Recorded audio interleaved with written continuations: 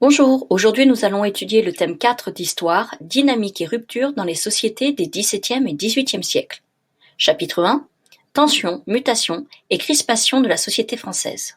Dans les campagnes, la société d'ordre est encore très présente avec des pics de rébellion dans un contexte d'affirmation royale. Dans les villes, les bouleversements économiques créent de nouvelles hiérarchies sociales. À la fin du XVIIIe, la société d'ordre paraît bloquée, la monarchie incapable de réformer et de prendre en compte les multiples revendications sociales et politiques. Quelles sont les transformations et les blocages de la société française ? La société d'Ancien Régime est une société d'ordre structurée selon un modèle tripartite hérité du Moyen Âge. Le clergé, chargé d'assurer le salut des individus, la noblesse, dont la mission est la protection des sujets, et le tiers-état, qui assure la production de richesses. Ce dernier représente à l'époque 97% de la population et le monde rural 85%. Il existe une forte disparité des conditions au sein du monde rural. La noblesse et le clergé contrôlent toujours étroitement la terre. Certaines terres sont directement exploitées ou louées à des paysans qui les travaillent et paient des fermages, des loyers.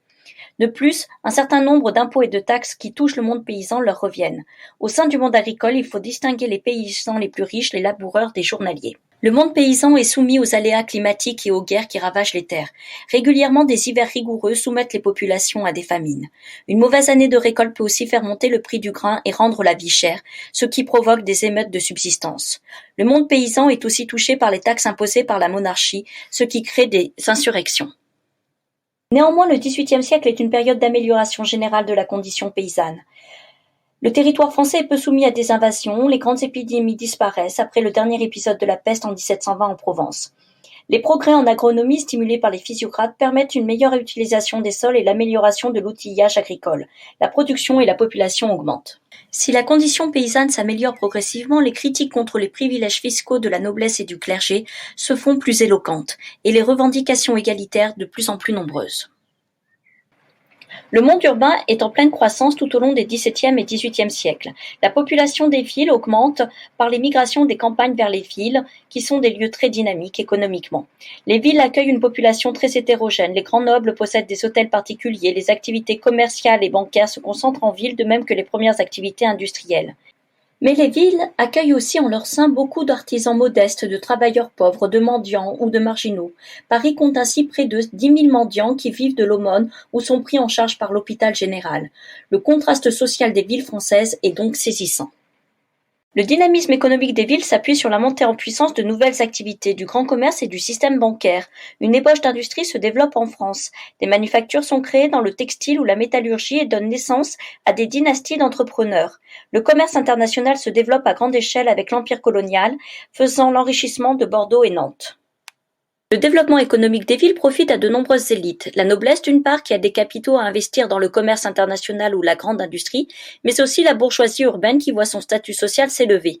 Cette ascension sociale de la bourgeoisie se heurte aux privilèges de la noblesse. C'est pourquoi les membres du tiers-état les plus riches cherchent à obtenir des lettres d'anoblissement pour bénéficier des privilèges. Les impôts et les taxes créés pour financer le budget de la monarchie sont source de tensions entre les ordres. L'impôt du XXe, créé en 1749, est à l'origine appliqué aux trois ordres. Mais le clergé parvient en 1750 à obtenir une exemption et beaucoup de nobles refusent de le payer. Cela mécontente grandement le tiers-état qui assume seul le poids de l'impôt.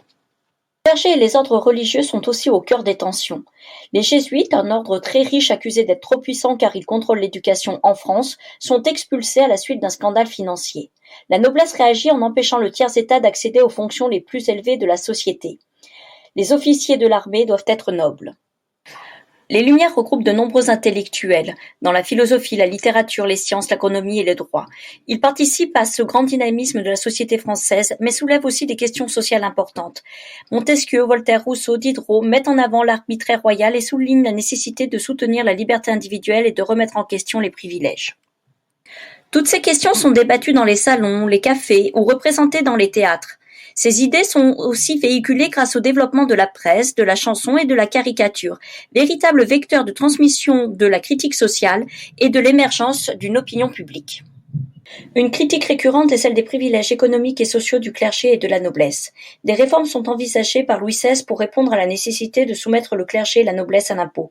Mais les nobles restent un groupe social puissant qui refuse en bloc ces réformes. La bourgeoisie proteste contre ces privilèges qui ne semblent plus avoir aucun fondement. Le pouvoir royal est aussi critiqué à cause de scandales financiers qui entachent l'image de la cour, mais aussi à cause de la violence du pouvoir royal.